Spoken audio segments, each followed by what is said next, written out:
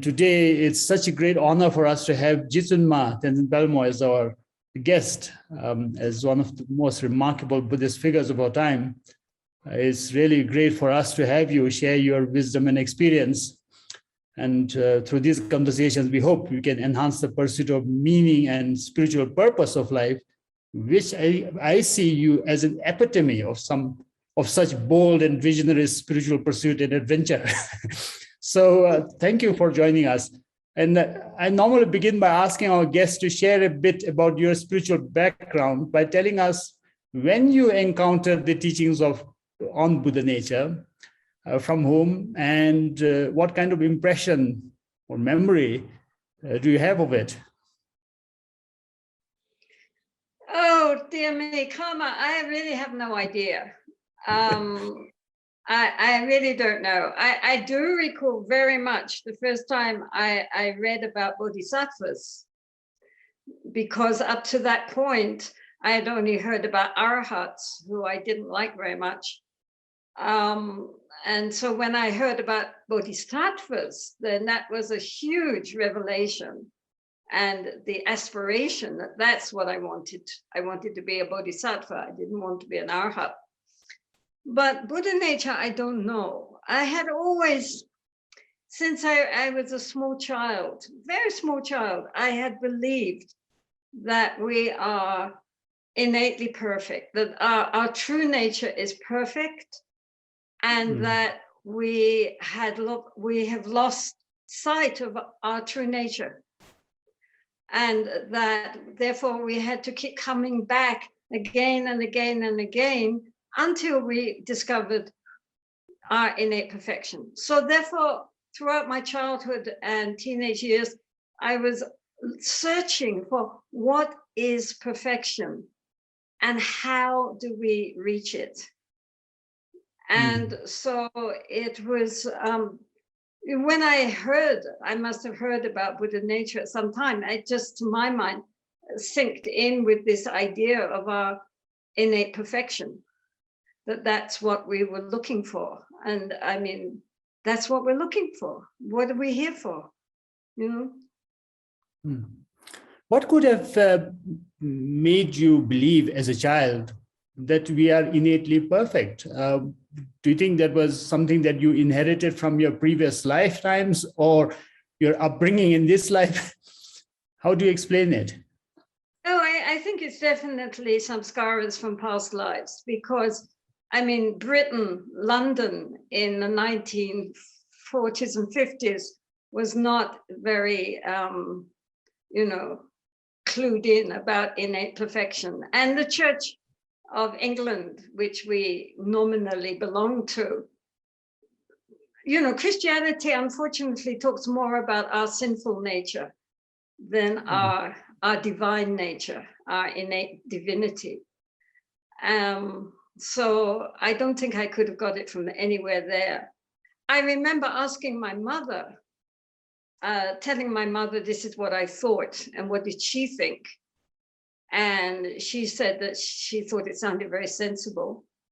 And I thought, yes, it does. And so that's what I believed. But I don't remember meeting anyone else who thought like that. I tried. Priests, teachers, anybody I thought who would know, and they all said, well, you have to be good.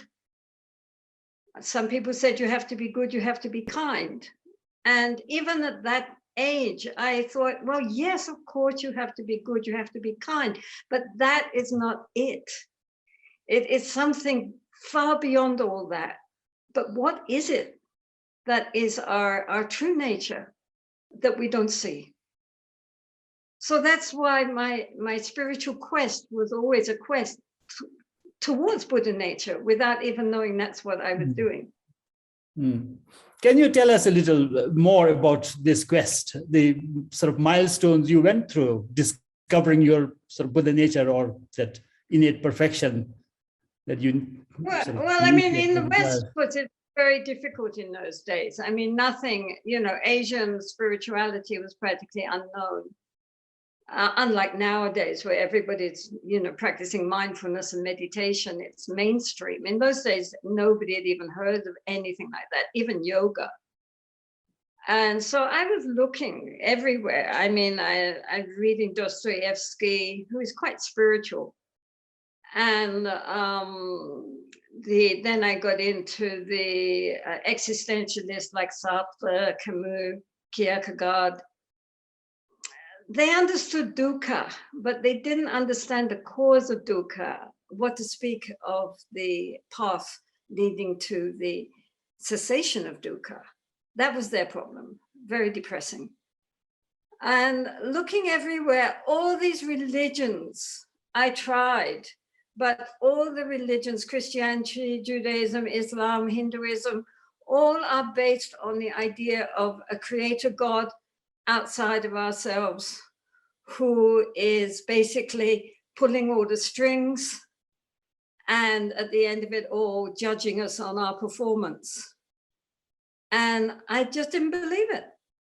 I just felt, no, that's not like that.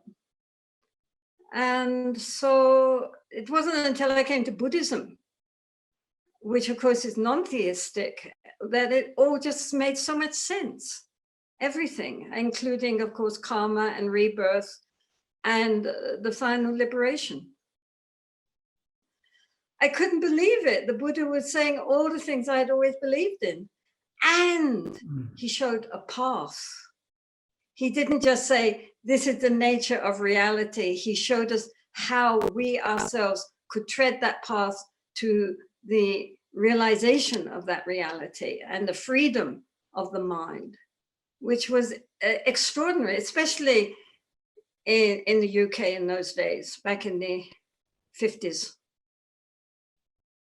Jetsunma, when you think of innate perfection now, that perfect innate Buddha nature, how do you describe it? How would you put it? I know, of course, you would have received a lot of teachings on it from your teachers coming from the Kagyu tradition, but you have also gone through a lot of experiences of it through very long retreats and meditation. So if you had to communicate to a general audience, describe Buddha nature from your experience, how would you describe that inner perfection now?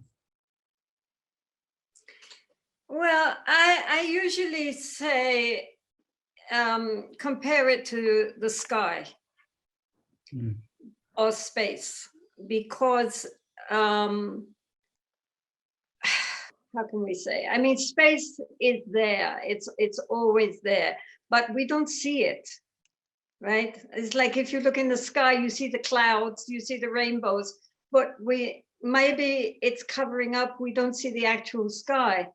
Or if we walk into a room, we see the furniture, we see the decorations, we see the people, but we don't notice that what is really there is space. And so this space, you can't see it, you can't taste it, you can't touch it, you can't grasp it, but everything, it's everywhere. I mean, where is space not?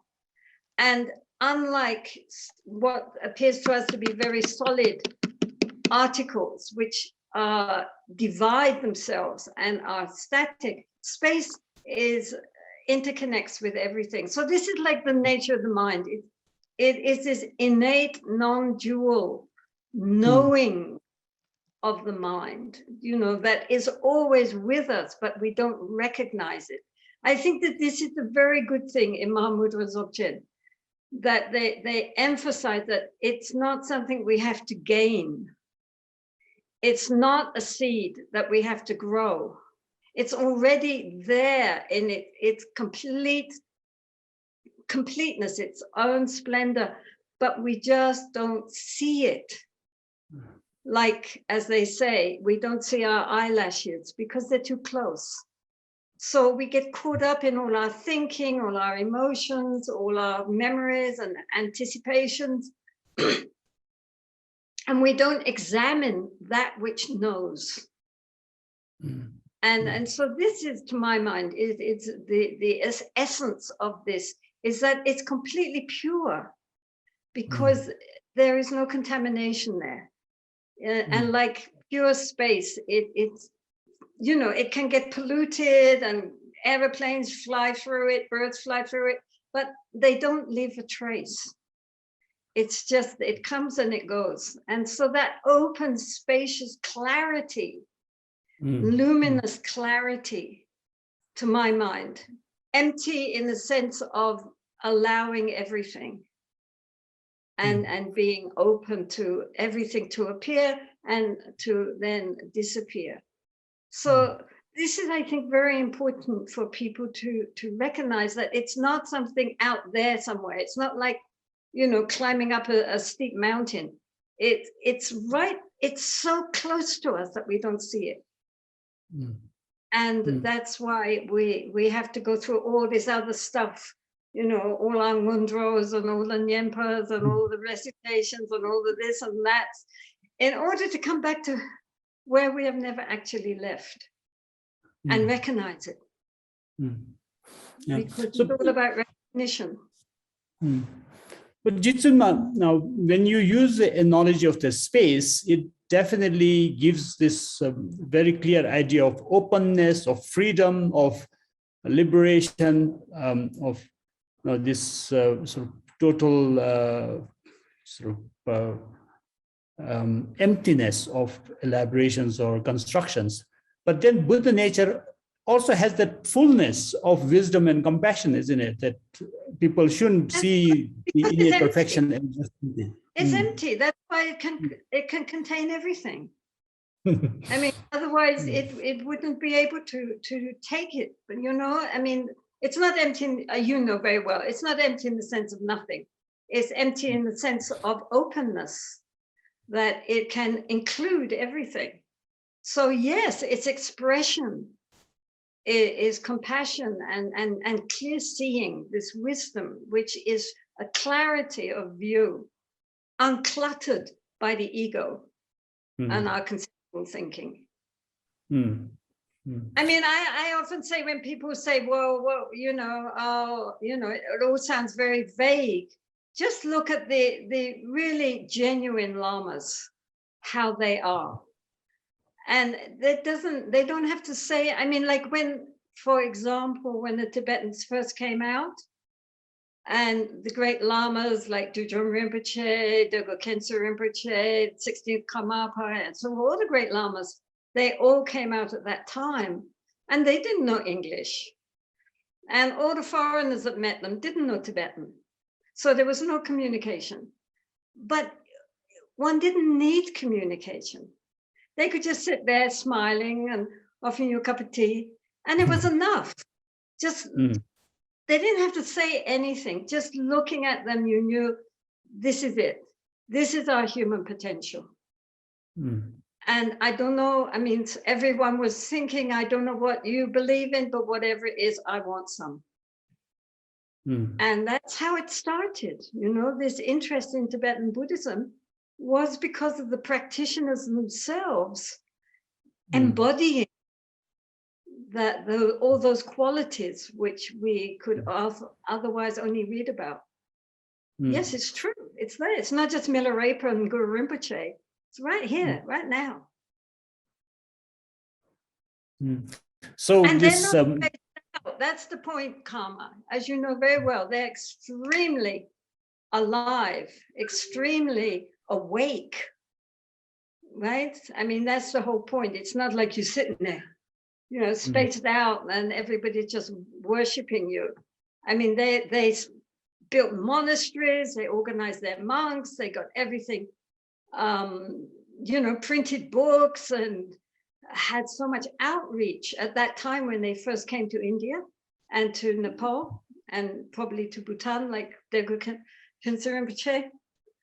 They were very active, but at the same time, with that air of open, spacious relaxation and clarity of vision and humor. I think humor is also an important part. They love to laugh. So the realization of this open, free, innate Buddha nature comes with this ineffable, awesome presence and this lot of benevolent activities. Now, we are in a world where there's a lot of sort of self-centricity. A lot of people actually even believe that altruism is wrong. There's this wicked world syndrome, negativity bias, a lot of moral and philosophical egoism. In such a world, how can we convince people that there is this innate goodness?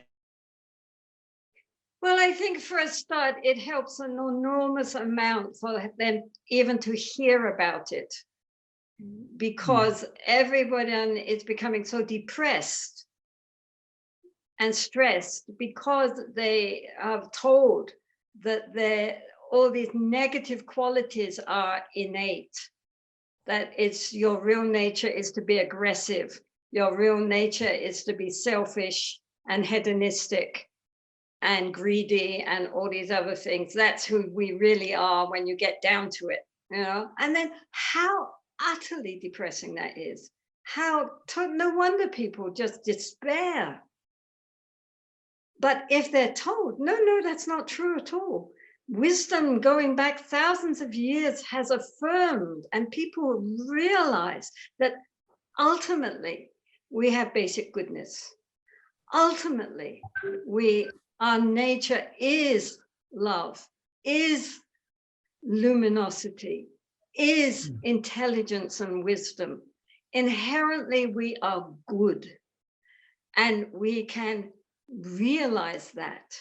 That's what meditation is for, to help us to come back and see for the first time our true nature and not identify with everything which is not our true nature, which can be cleaned away. That's the pollution around the silver pot, but it's not the silver pot. So clean away that pollution and you've got a beautiful, totally immaculate, you know, object there, which is our true nature, which at the same time, of course, connects us with everything. I mean, this view of our innate aggression and selfishness separates us from everything. That's why people are so lonely and disenfranchised, alienated. Whereas to recognize that our nature is more like space, then we are all interconnected with everything. Isn't that wonderful? All living beings, the whole of nature, we are all interconnected. Then even hearing that can help people. You know, just knowing that actually millions of people believe that. And not only do they believe it and have always believed it, but they can realize it. There's a path towards recognizing our genuine nature and not identifying so much with our false nature. I think that's very, you know, that's what people need to hear. We're not sinful. We're just deluded. So in disseminating such message, in spreading this message of natural goodness and the Buddhist teachings in general, you have been at the forefront of transmitting Buddhism in a way from the Himalayan sources to the Western world. What can we do better? What improvements can we make in terms of transmitting such teachings like Buddha nature or other forms of Buddhist teachings to benefit greater number of people, especially in the Western world? Well, that's a huge question, Karma.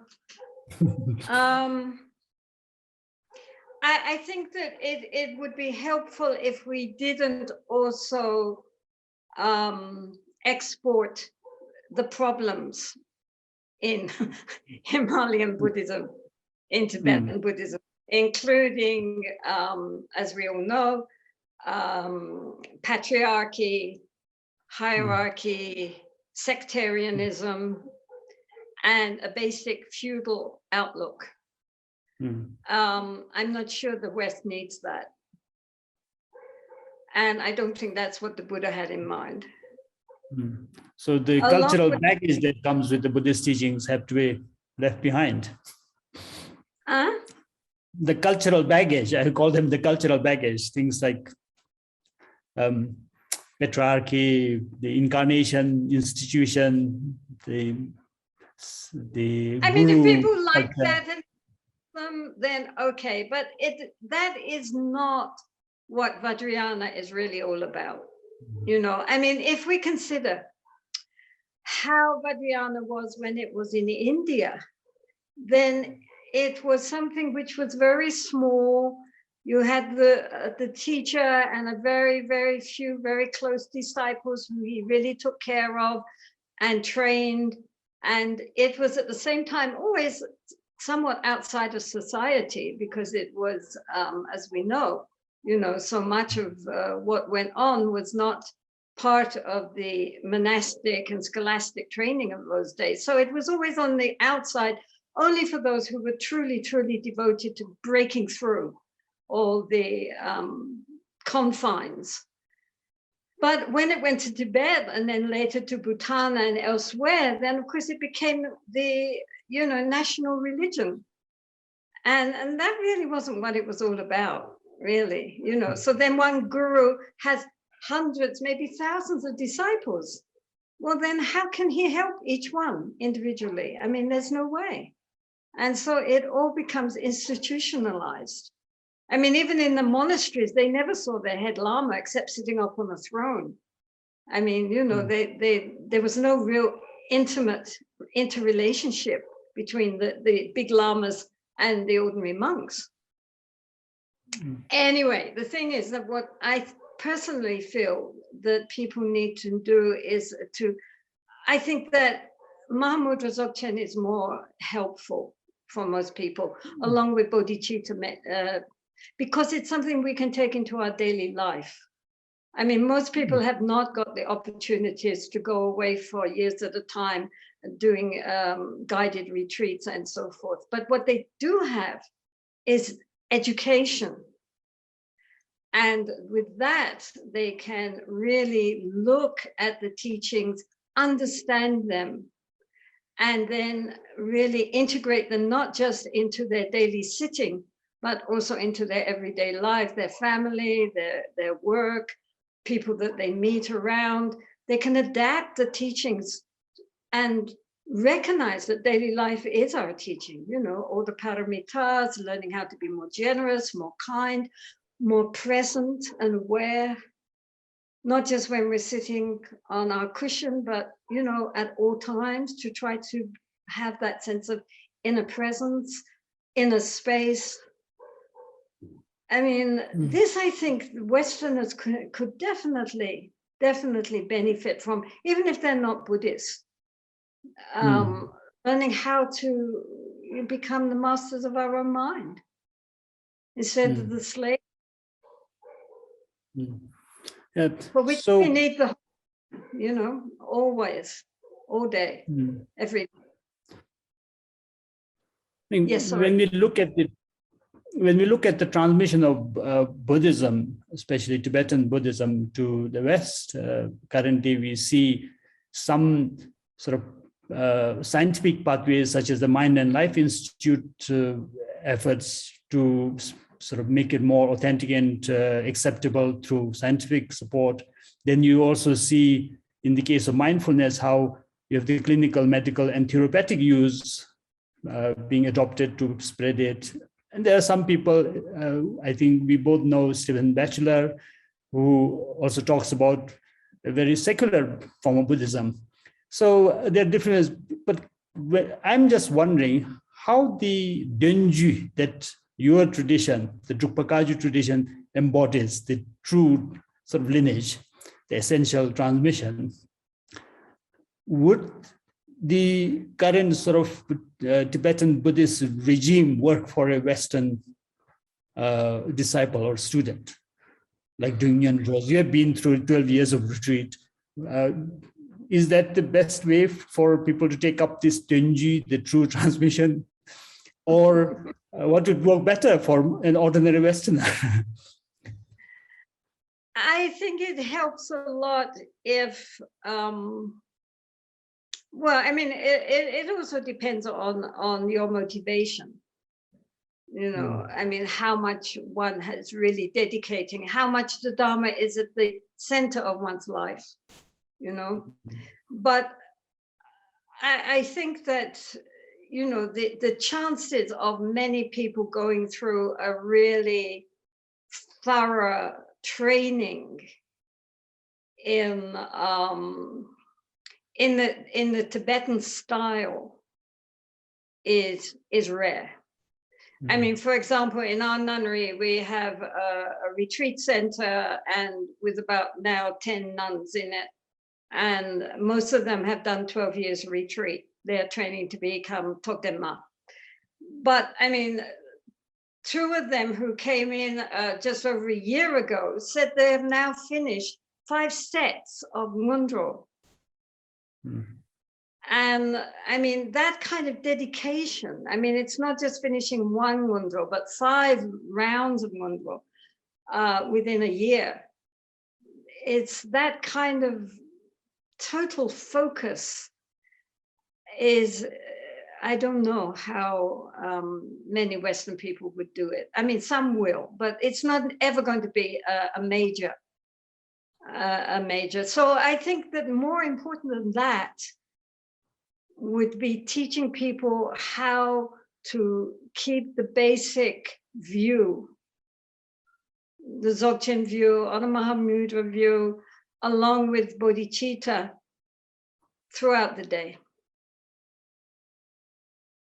And bring the Dharma into the center of our life instead of just in the periphery when we have a bit of time.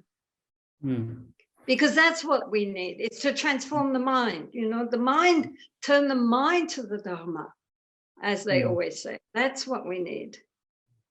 So that everything we do, everybody we meet is our Dharma practice. Which we could do. We could do, because it doesn't take time. It just takes application. And bringing Mahamudra, Dzogchen awareness into the daily life. I actually want to ask you now a personal question. I mean, you have spent such a long time in a retreat as a recluse, and then you left your retreat after about 12 years, spent time in Italy, Assisi, and you've sort of started to live 2 lives simultaneously almost, you know?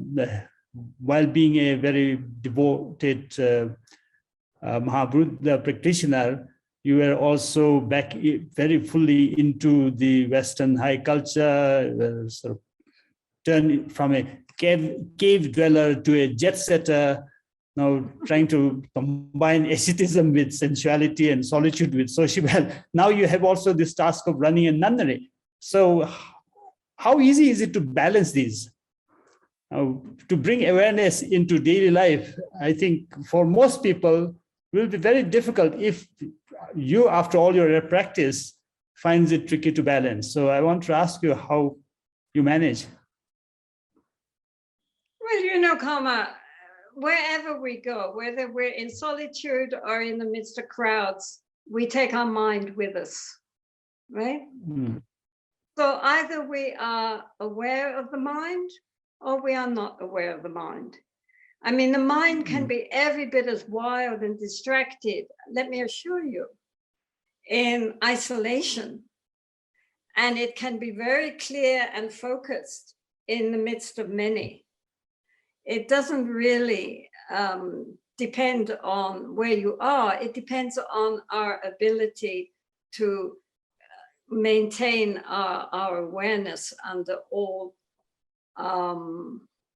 circumstances. And sometimes very challenging circumstances alert us more than when it appears that externally everything is very conducive. I mean, as you know, I mean, the saying of, you know, body in the cave, mind in the bazaar, right? I mean, that's how it can be. When there's no external entertainment, then the mind, clicks in and brings up its own entertainment program. So whether one is out the side or whether one is in, in a retreat, the question is always, do we observe the mind? Or as Mingyur Rinpoche says, do we get lost? I think that's a very useful way of putting it. Are we lost or are we aware? So in terms of observing the mind and also turning any circumstances into a catalyst for practice, I want to again ask you this. In your book, you talk about silk versus sandpaper to polish a piece of wood. You're 12 years in the retreat. Sometimes when I think about 12 years you spent, I also think about Asanga's time worshipping Maitreya and how after so many years, he actually didn't get a vision of Maitreya until he went out and saw this old dog with a maggot in the wood, and out of compassion, he sort of tries to help the dog, and that's when he really sees Maitreya. So in Asanga's case, it was really that compassion that removed much of his obscuration. In your case, now you left this retreat life of a recluse and then went on to be an institution builder of sort and a globetrotter. Which of these two is better in terms of refining your sort of meditation experience or your spiritual transformation? Karma, I think both are useful. I mean, when I came out of retreat, I went to Italy, to Assisi, to the hills above Assisi, and I tried very hard to go back into retreat again. Someone started building a house, then there were some ownership problems and they had to dismantle it. I went into a retreat in a very remote place and became so ill I could hardly move and I had to crawl across the ground. I tried retreat somewhere else, and then again, tremendous obstacles. There were so many obstacles to being in retreat that I said to the Buddhas and Bodhisattvas, okay, if I'm not meant to do retreat, then what? I have devoted my whole life to Buddha Dharma Sangha. What do you want me to do? And the answer came, go back to India. So then at first I thought it was to go back to teach English to my Lama Khandro Rinpoche, who at that time, the youngster was 12 years old. So I went back and was teaching him. And then there was a meeting of all the Drukpa Kagyu Lamas. And during that, they said to me, look, we have nothing for women, so you start a nunnery. And I remembered that the previous Khandro had said, I want you to start a nunnery. And so I thought, that's it. That's what I'm meant to do. And then truly, I thought, how? I'm not a Lama. I'm not even a Tibetan. You can't give talks if no one asks you. How am I going to? I've never lived in a nunnery. I have no idea how nunneries are run. Where am I going to get the nuns? Where am I going to get the money? Where are we going to get anything? I have no idea how to start. I just know this is what I need to do now. And so then I looked at this tanka of Jetsunma of Tara. And I said, okay, lady, if you want this nunnery, you do it. I will be your front person, but it's your nunnery. You've got to get it together because I have not a clue how to start. It's all yours. And she did. She really did. She sent the right people. She sent money. She sent the land. She sent the nuns. She sent everything. And so it's all in the hands of Tara. It's really not much to do with me. But as a result, I ran around the world a few times, and I'm very happy for this lockdown situation. A good excuse to stay put. Yes, but I'm pretty sure Tara is working through you. How is the nunnery going? Can you tell us a bit about? It's going splendidly. This nunnery is for, of course, for Tibetans, but now not so many Tibetans because they don't come out from Tibet anymore. They're not allowed out. But we have about 15 Tibetans, but the majority of the nuns are from the border regions, Ladakh, Kansanskar, Kinnour, Lahore, Spiti, Bhutan, Sikkim, Arunachal Pradesh, Nepal. Mm. And they study, they have a 12-year study program, including 2 years of Tantra. And they also study ritual. They're very good, especially in church. They do a 2-month retreat, silent retreat every year. And they're also learning some Khandro cham, Dakini dances. They're very accomplished now. I mean, when 20 years ago, nuns were so overlooked and neglected and nobody took any notice of them. And they had so little confidence, very low self-esteem. Nowadays, nuns are so different. Even in Bhutan, nuns have come like anything, thanks to Dr. Tashi Zangmo and others. And the Queen Mother, of course, has been wonderful. And nuns are coming up, you know, and I think, to my mind, this is an enormous gift to the Dharma. You know, nobody loses, everybody gains. And so the nun is doing fine. The nuns are very happy to be in lockdown mode. They don't go out. Very few visitors come in. They're very strong as a community. Now we have about maybe 120 nuns. And they're all studying, or some of them, the graduates, are teaching. Now most of our teachers are nuns. And they're doing very well. And the Himalayan people are lovely. And they all get along very harmoniously and are a great inspiration. Also, they're very happy, which is always, I feel, a good sign. Well, so thank you. Thank you for starting the nunnery, being an instrument or channel of Tara for this wonderful work. Indeed, the conditions of nuns, I think, in all parts of the Himalayas have got a lot better. Probably Dongyu Gatsal Ling is the only Drukpa Kagyu nunnery outside of Bhutan. I'm not sure, but I haven't shared with you. Where His Holiness Gyalwang Oh yes, Drukpa, of course, yes, Amitabha, yes. The Kagyu tradition lives with the nuns. He doesn't live with his monks. Indeed, yes, I totally forgot about Amitabha.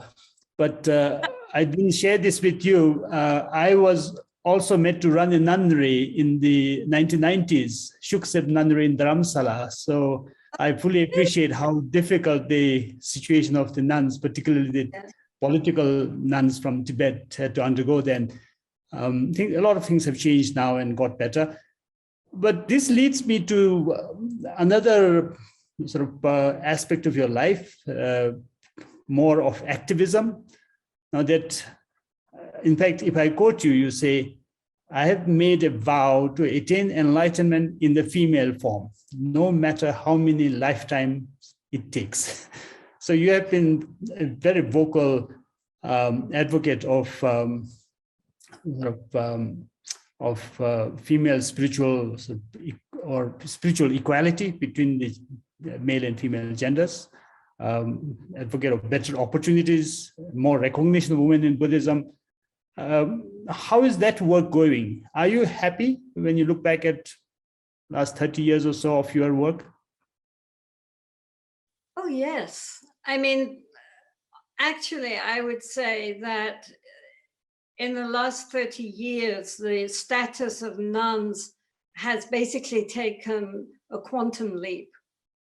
I mean, beyond anything we could have hoped for so quickly. And I will say that this is also very much on account of the support of the monks. Mm. Without their help, we could not have done it, because they have been so willing to teach and train the nuns and to pass on their knowledge to the nuns with such openness and encouragement, that the nuns have been able to take that and go forward with that. And so now, we have geshe-mas, we have kenmos. Mm. We hope soon there will be gelong-mas. Mm. And we are really, the sky's the limit as far as nuns are concerned nowadays. They really, really have transformed even their own perception of what they can accomplish.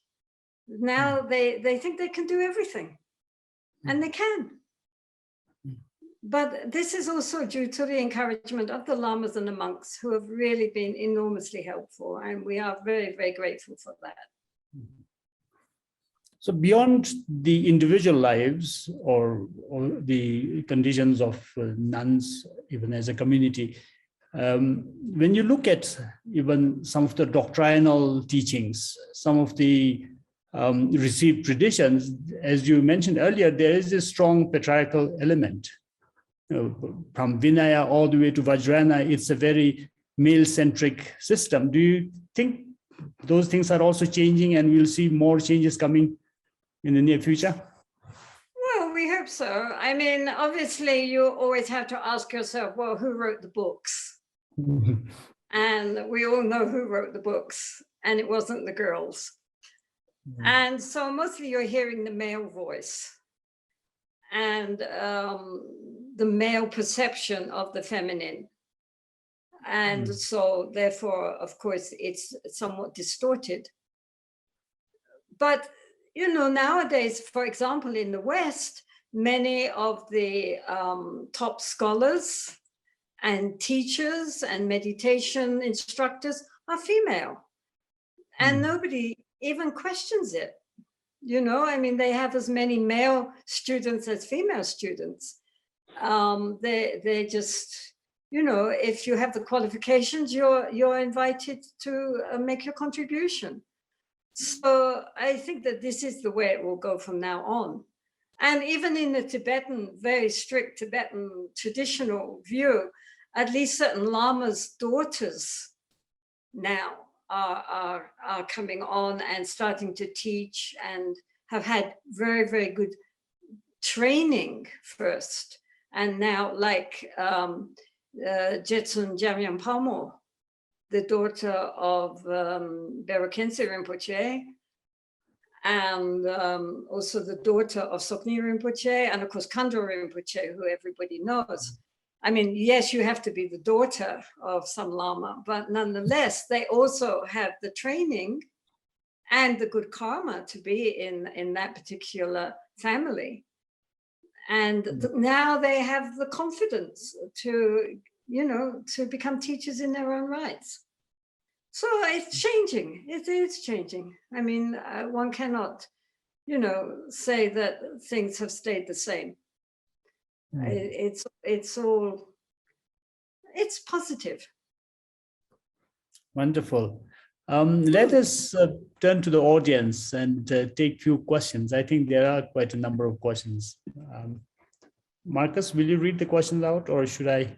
Yes, there's quite a number of questions coming in from Facebook as well as on Zoom here. Can you hear me okay? Yep. Great. So one of the questions is about being a layperson and what your advice is for beginning to understand Buddha nature, and what are the important steps as a layperson to take to move towards actualizing Buddha nature. Well, personally, I always think layperson or nun or monk, so what? The mind doesn't change that much just because you shave your head and wear robes. The same question is to know the mind. Because for all of us, our problem is that we get caught along by our thinking and swept along and emerged in our thinking like a huge river. And we never, like a fish swimming in the ocean, it never asks itself what is water. So likewise, we swim in an ocean of thought and emotion, and we never ask ourselves, what is a thought? And I think this is very important for anyone who is really serious about understanding and actualizing the Dharma within themselves, is to really look at their own mind. And that is nothing to do with your monastic status or lay status. I mean, or male or female, who cares? The point is, what is the mind? What is a thought? And the only way we can answer that is not by reading books or listening to lamas, but by looking at our own mind. And then learning how to cultivate through that the awareness. I mean, everybody, Atisha, Milarepa, the Buddha, Guru Rinpoche, everybody says the essence of practice is to observe the mind. And that is normally what we don't do. We are swept along by the mind, but we don't step out and observe it. Seeing thought as thought, not as me and mine. And if we can learn how to do that, then we gradually really begin to understand the mind. We're no longer the slaves of our mind. We are in control of the mind. And from that, then it goes deeper and deeper into the non-dualistic levels of back to Buddha nature. But if we don't get our conceptual dualistic mind, you know, if we don't tame that, then I don't think that even if we get glimpses of our Buddha nature, it won't stabilize.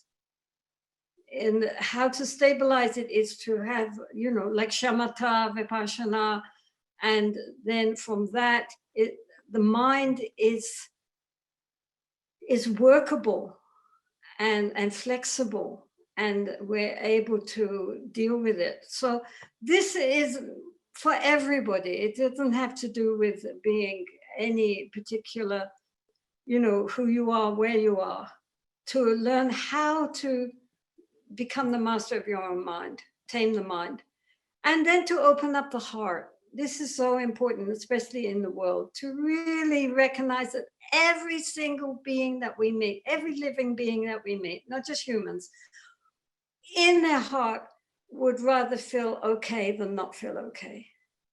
I mean, everybody, no matter who, it would rather feel, oh, nice, you know, okay about themselves. And they don't want to be depressed. They don't want to be upset. They don't want to feel miserable. They would like to be happy. And just as I would rather be happy than miserable, all beings would rather be happy than miserable. So again, to, you know, be there for people, be kind, be generous, be patient. All these qualities needed on the path. Other people are helping us. You know, I mean, the whole Lojong is about taking difficult people and recognizing how they help us to develop qualities which we wouldn't be able to develop if we didn't meet difficult people. Mm. So in that way, whether you're a layperson or a monastic, the thing is to learn how to deal skillfully with our thoughts and our emotions and transform our negative into something positive. I mean, one could go on like this forever, but I mean, basically the point is to deal with the mind. Wonderful, thank you. There's a lot of different questions coming in, but many of them have to do with practical questions about practice, and wondering about advice you could give to people who are practicing. And you know, I'm going to try to summarize, just there are so many questions coming in. Basically, people are asking for advice about daily practice and what can they do practically to connect Buddha nature, and maybe also compassion, since you were just talking about that. Can you speak more to that? Any particular practices people should do? Well, obviously, it's very useful to have some time for formal practice. I mean, it doesn't have to be vast stretches of time, even 10 minutes, 20 minutes of sitting and just, you know, just relaxing and being one with the mind, you know, just the whole point is to develop our ability to be aware. This mindful awareness is so essential throughout the day, and it can be cultivated when we sit. And then when we get that feeling of just knowing, of that sense of being aware and present, to bring that into our daily life as much as possible, but with an open, loving heart. Not to just make it, you know, sometimes mindfulness makes people kind of remote and it's sort of cut off from people, you know, watching that themselves all the time. It makes themselves too self-conscious. This is not like that. This is just this very open, spacious sense of presence, but with a very open heart towards all beings that we meet. That we can do all the time, anywhere. And if we have the opportunity to do retreats, even just a few days with a good teacher in a group situation, that's also very helpful for people, because they get the guidance and at the same time the discipline of sitting with others and the charged atmosphere of sitting with others rather than just sitting by themselves. So if you have a sangha that you can go and sit with, you know, occasionally, even once or twice a week, that also can be very encouraging, very helpful for people. But if you don't have that, then just, you know, sit by yourself and imagine all the Buddhas and Bodhisattvas sitting with you, and you have your own virtual sangha there. Perfect. Wonderful. There are many other questions, but let me jump to one. You mentioned the Khandro cham that many of the nuns are practicing and becoming very skilled at the Khandro cham. Someone's thanking you for even mentioning it, but also others are asking, what is that? Can you explain what the dances are? Okay. Yeah, very easy. Khandro is the Tibetan for dakini. Cham is a ritual dancing. So the nuns, we requested the Gyalwang Drukpa, who is the head of the Drukpa Kagyu tradition, that some of our nuns could learn these dakini dances from his nuns. So he invited them to go to Nepal, a group of them, and they studied with his nuns. And he also gave a number of the elaborate costumes, dakini costumes, which they wear. And since then they've come back, of course, and they have also taught many others. Now about 40 or 50 of our nuns know how to do these dances. So when any big lama, like a Karmapa or some big occasion like inaugurations and things like this, then the nuns perform the dances. There are two dances, one with 5 nuns, one with 21 nuns, no, 16 nuns. But now also we're doing it because no lamas are coming. We're all in lockdown and we don't want the nuns to forget the dances. Now we have made a tradition that they will perform them on what is called Club of Duchen, which is the day commemorating when the Buddha came down from heaven after having spent the rainy season teaching Dharma to his mother and other deities in one of the heavens. So that's a very, very special day in the nunnery. And so now they're also going to include doing the dakini dances. Wonderful. There's a question from Facebook from Sonam Chuki. She says, Dear Jetsunma, you are an infinite inspiration to us girls and women, especially in the Himalayan regions like Bhutan, Tibet, Ladakh, Sikkim, and Nepal. How can women and girls formulate our own homegrown Buddhist-inspired feminism to elevate the status of female, genuine women's empowerment and gender equality? What do you think about 21 Tara as a model to serve the sentient beings in general and uplift women's position? Well, yeah, I think it's a very good idea if women come together.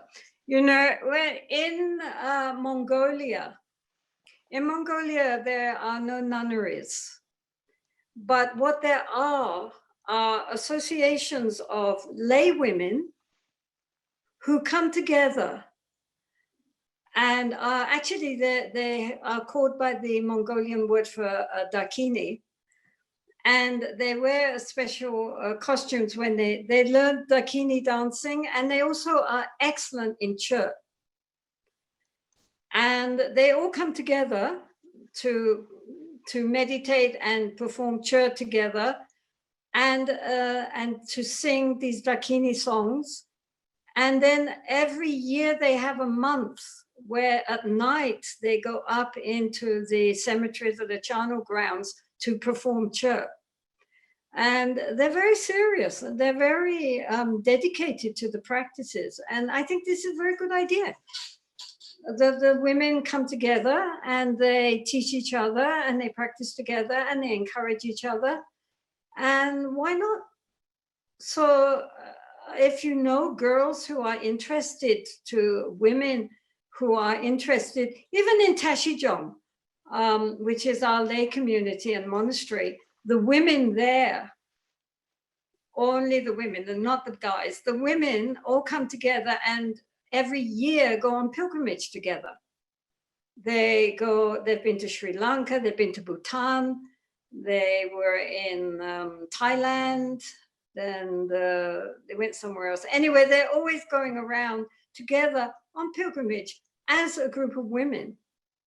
And they have a tremendous time. They enjoy themselves, and at the same time, they, you know, go to the different places and make offerings and meditate. And why not?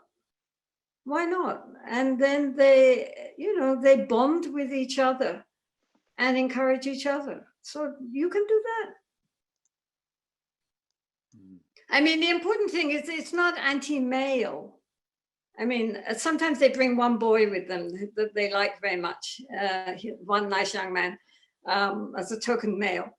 It's not anti-male, but it's just very appreciating the female, that's all, which is good. I mean, as I say, everybody gains. It's not that anybody is being losing by this. Everybody is gaining by this. Wonderful.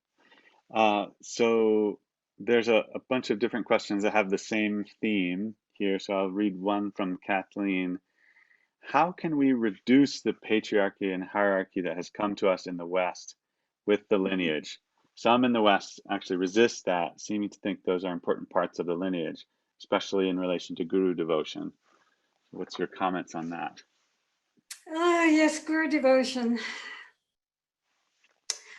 I mean, you know, right now, of course, this is a very controversial subject. My feeling personally is that if one has a guru, a lama, who is genuine and really is the embodiment of Buddha nature, then that is indeed, through our devotion, a special quick path. As Trungpa Rinpoche himself said, it's like if you have a corridor with two doors at each end, the guru's door is always open. Whether or not your door is open is up to you through your devotion. So yes, if the guru is worthy of being a guru and does not exploit his position, then that is devotion. It can be a very swift path. And all the texts agree that through meditation, you may or may not get it. Through devotion, you will. And I think that this is something which we should not throw out the baby with the bathwater. I think that the devotion to the Lama, not to the person of the Lama, but to what he embodies, is very important. And that is always understood in that, you know, when you visualize the Lama, you do not see the Lama as they look, but you see them in idealized form as like Guru Rinpoche or Samantabhadra, Vajradhara, so that we don't get attached to the personality and the body. You know, oh, he's so cute. You know, when he smiles, he has dimples. Or, you know, oh, the guru is very charismatic. I mean, that's not the point. The point is, does he embody all the qualities of the Buddha that we are seeking to attain or not? And it's not easy to know, because for many people, they only see the guru sitting up on a high throne wearing his hat. How are you to know what he's like behind the scenes? So it's a double-edged sword. It's a gamble. And as I say, if the guru is worthy of being a guru, and it's not easy to know, but if you get lucky, then that can be a great blessing, no doubt, no doubt. A very, very great blessing for realizing the nature of the mind. But in general, I would say that people should be cautious. Don't believe all the publicity.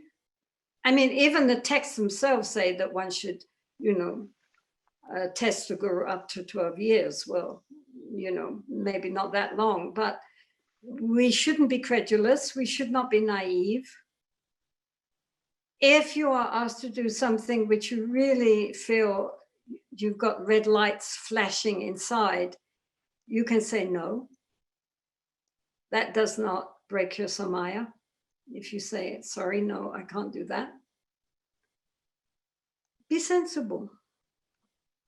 But there's no doubt that devotion is a very important part of the Vajrayana path. What do you think, Karma? Turn your Yes. mood. Yes, Jetsunma, if I may add, because this guru topic is a hot issue these days. Don't you think that sometimes there is too much stress and focus being given on a singular guru? If you look at the history of Buddhism, most of the great masters had dozens and dozens of gurus. They had so many Kalyana Mitras, these virtuous friends. There was no singular focus on one personality. And what we have today, even a kind of a misuse of the word Tsawe Lama, root guru, as being the singular sort of guru which you follow almost in a cultish manner. Wouldn't it help if we actually have many gurus and diffuse that attention? And also, in terms of understanding root guru, I think technically in the text, the root guru is one who transmits the teachings directly to you, and the lineage gurus are the ones who transmits sort of to the guru in the past. So it's not necessarily that you need to have one single root guru as your personal guru, isn't it? Yes, absolutely. I mean, like the Dalai Lama says, he has 25 gurus up on his refuge tree. Someone recently I heard said he had 40 lamas up on his refuge tree.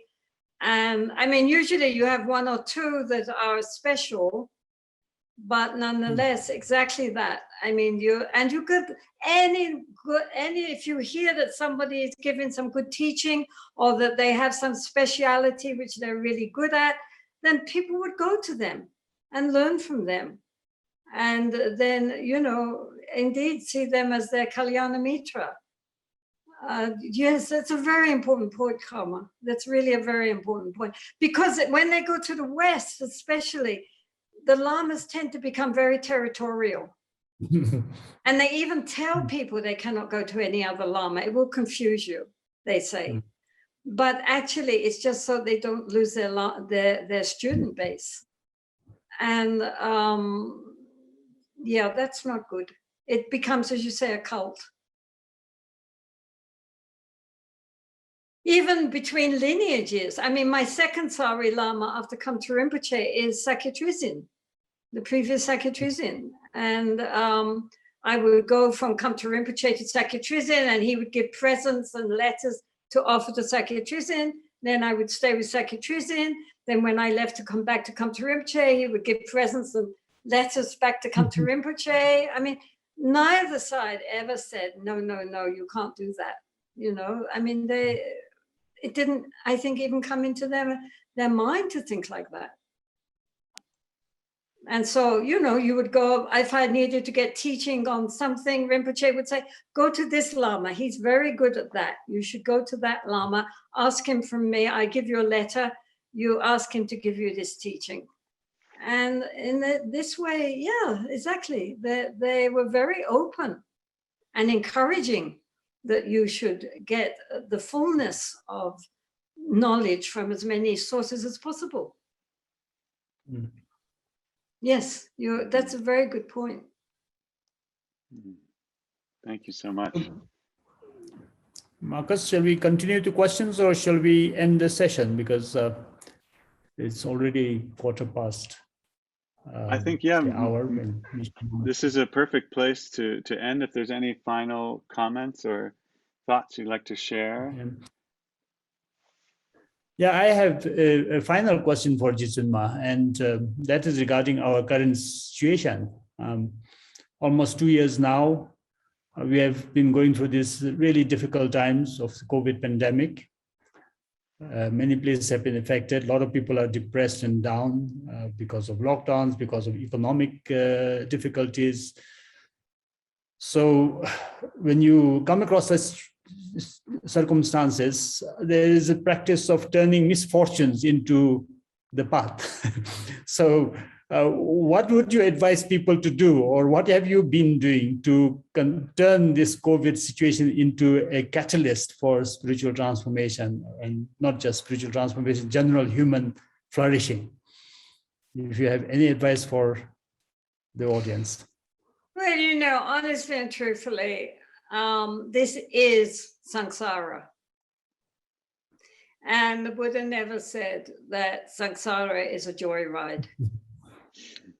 And we also are experiencing the results of our own actions. This is our own karma coming back to us. And so resenting it, being angry, being depressed, being frustrated, just adds more negativity in a world which is already completely paranoid. And so I think it's very important to, what the world needs is positive thinking, not more negative thinking. And so rather than sit there feeling depressed, upset, frightened, or anxious, we should sit there and generate lots of loving kindness, compassion, maybe do some Tonglen practices, or just send out love to the world, light to the world, joy to the world, and to recognize that, you know, this